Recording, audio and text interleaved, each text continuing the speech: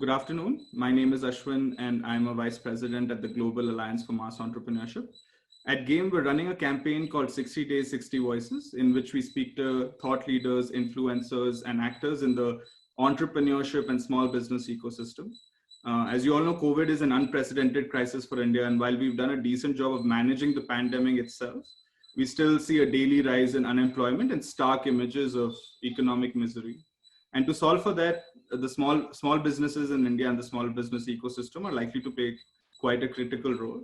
So we want to use this platform to stimulate learning, inspire new collaboration, connect the dots across efforts from different actors, efforts from different institutions, and so on. With that, I'd like to introduce today's guest, Sanjay Jain, partner at Bharat Innovation Fund and the Chief Innovation Officer at the Center for Innovation, Incubation and Entrepreneurship at IIM Ahmedabad. Sanjay, thank you so much for joining us. Pleasure, Ashwin. To kick things off, Sanjay, just wanted to get a brief understanding of Bharat Innovation Fund and the work at CII. If you can kind of briefly talk about both of those institutions. Sure. So CII is the incubation and innovation arm at IIM Ahmedabad, and it's actually a separate entity called CII.co. And what we do is we focus on entrepreneurship and support them in many different ways. In particular, the work that I do there is to support work in the space of financial inclusion. We put together a program called the Bharat Inclusion Initiative, under which we provide grants and support to early stage entrepreneurs so that they can build out their products and businesses in ways that allows them to serve the folks who are previously excluded. In addition to that, we support early stage research, we support an acceleration program, and we provide office hours and mentorship and whatever else that's required for these startups. In addition to that, we have a seed fund which actually takes equity stakes in early stage companies who are again looking to solve the problem of inclusion through the use of technology. So this is the Bharat Inclusive Technologies Fund, and that's the gamut of things that we do. Excellent. And does the financial inclusion work include both households as well as enterprises? Yes, both SMEs and households are included in our mandate. Got it. And I think so. Would love to understand from your own experience and the entrepreneurs you work with, and I guess also the entrepreneurs they work with. What are some of the more immediate challenges that you see these entrepreneurs facing through COVID? What are the 2-3 things that we desperately need to solve for? So clearly, what we are seeing right now because of COVID is lockdown, and everything is stopped. And given that, clearly, all of the entrepreneurs that we work with are seeing, absolutely sudden stoppage in revenue. Folks who have been in the lending space, of course, are seeing moratoriums and inability to pay. Even if there was no moratorium, there is still an issue. And clearly, there's a lot of uncertainty looming ahead. But if you take a look at the informal sector, so while the entrepreneurs we work with are much more in the formal sector, where they work with is the informal sector. And out there, currently, the only businesses that are serving them are the business correspondents who are helping them access subsidies and grants. But pretty much everything else, whether it's the MFIs or any other business that's been serving them, has come to a halt. So clearly, there are many issues being faced by the mass entrepreneurs and the informal sector. To top it all, when we have conversations on the policy side, they're not always visible to the government. There's no way, for example, for a government to say they're going to provide a wage support to employees who are working in the sector, because that information is just not easily available. Even getting a list of registered SMEs is not that straightforward.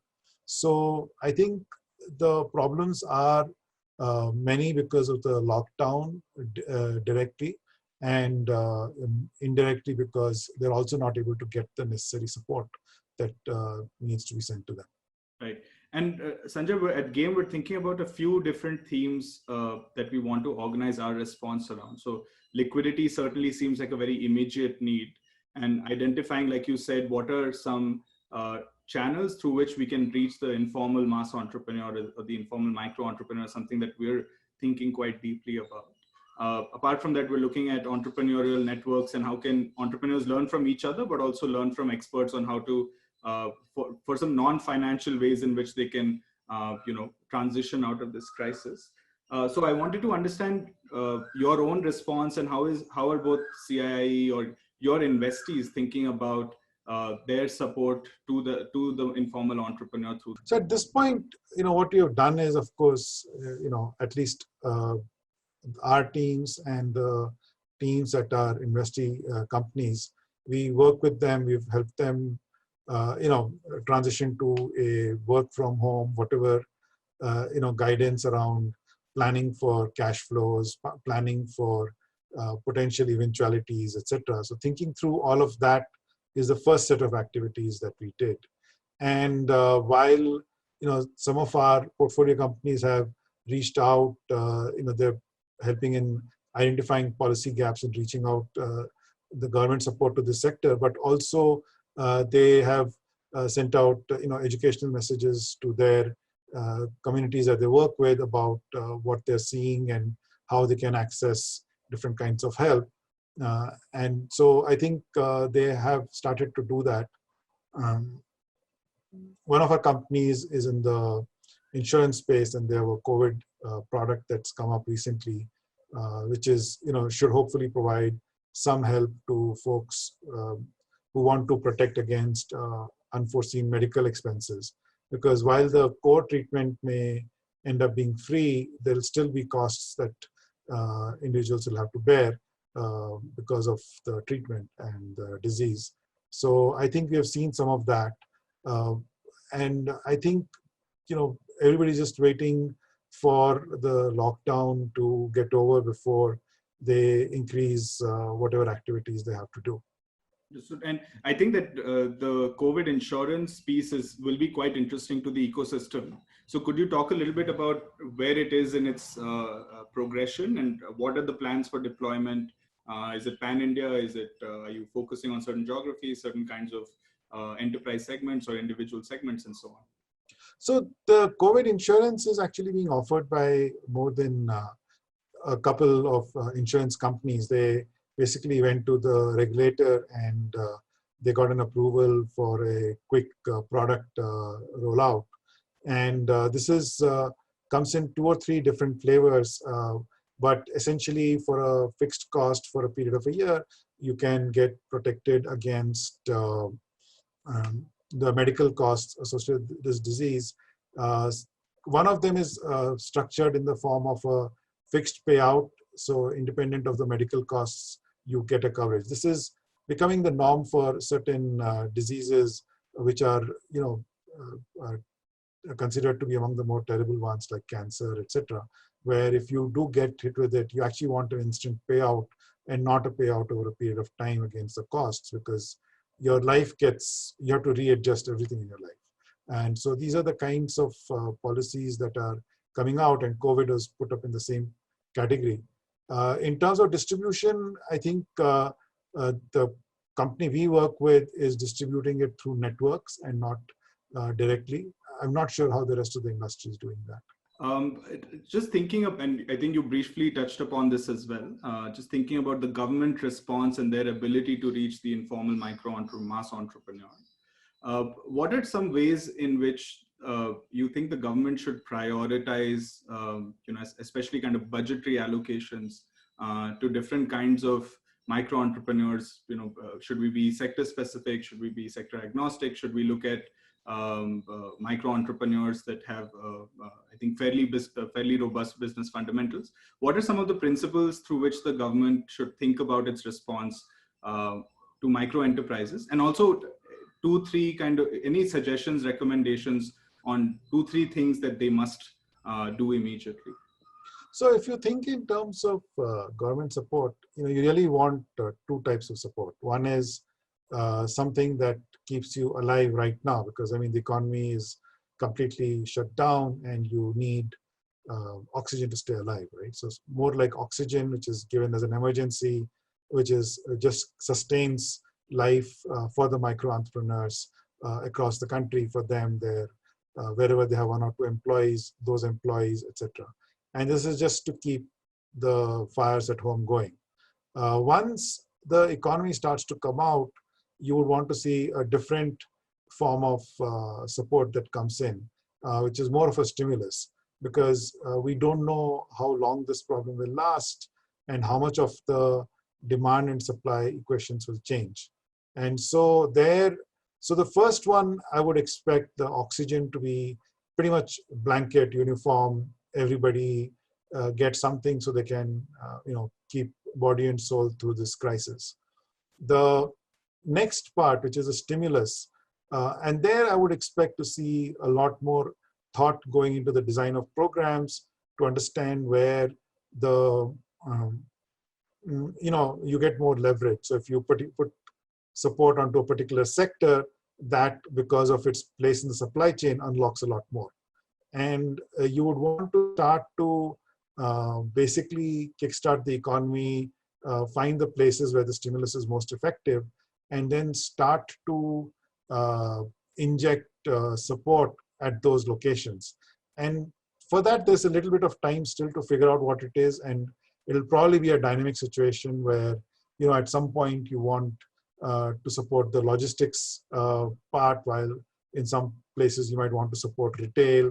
So I think we will see that vary and will probably be dynamic, but you would want to see fairly targeted interventions, primarily to increase stimulus and to increase, get the economy back to where it was. But in addition to this, what I would like to see is that, in this crisis, we make sure that all of the folks who are not documented, who are small businesses, start to become more visible, more organized, so that not just this epidemic-related support, but broader support, education, training, mentorship can be brought to bear to improve the lot of this sector. Because so far, we really have no mechanism to do that. Sure. I think just along that thread, one of the things that we've been discussing as an alliance is this being an opportunity to formalize many more informal small entrepreneurs. Obviously, one of the challenges with formalization is the perceived cost benefit and the trust deficit that exists amongst entrepreneurs. And that's something we've heard from a lot of entrepreneur development organizations that work with these entrepreneurs day to day. But there seems to be almost a call to action around, can this be an opportunity for a new normal for the MSME sector? So would love to know your thoughts about this idea of formalization linked to kind of a strong value proposition, and this being the opportunity for us to supercharge that in some sense. I actually think this is the right opportunity for that, because clearly, formalization comes with many benefits. First and foremost, you get access to various services. If you've got a small number of employees, you can get support from the ESI. I think it's if you're more than 10, so that may not apply to this category. But for many small entrepreneurs, that would be useful. For others, it gives you potential access to insurance, to savings, to loans, because now you're documented. And we actually are looking at some thoughts around how we bring in more capital, and not just in the form of loans. But I think all of that will require more formalization, and this is the right opportunity to do that. Because if the government wants to do targeted interventions, it's going to need a lot more data about where to do those targeting. It also, to even figure out the quantum of support needed, there's absolutely no data. So everybody's, flying blind. And in that scenario, formalization would be a big help. And I'm sure even the entrepreneurs realize that while the trust deficit is real, there is also an opportunity to engage. And the kind of downside protection that you can get from the system is probably high. If you throw your mind back to a century ago, the Great Depression in the US was the starting of Social Security. It didn't exist before that. And that was primarily a way to bring the economy back, to provide protection to everybody so that when they retire later on in life, they have the bare basics. And I think, we can see a similar path for us in the country.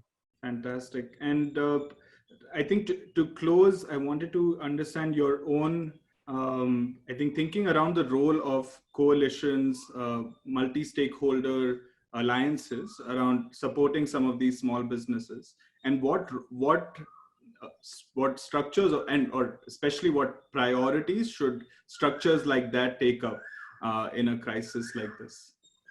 So clearly, the problem itself is so large that no one organization can solve it. And pretty much all of the folks who are associated with this have ground presence, which is quite distributed. So I think role alliance kind of structure plays is very useful in terms of information sharing, so that best practices can easily be shared and distributed. Second, you can get a lot more feedback and validation from the ground on what's working, what's not working. And so information can move faster and solutions can move faster. Uh, in addition to that, I think sometimes the kind of problem that one organization is facing maybe an expertise with somebody else. And so you can actually pool expertise together in ways to solve the problems that are being faced by the sector. And that's something which an alliance can facilitate. Sanjay, thank you so much for your time. This was a very useful conversation, and I hope this stimulates and sparks a lot more conversations in the ecosystem. Thank you so much. Thank you, Ashwin, and thank you for the work that GAME is doing. I think it's fantastic.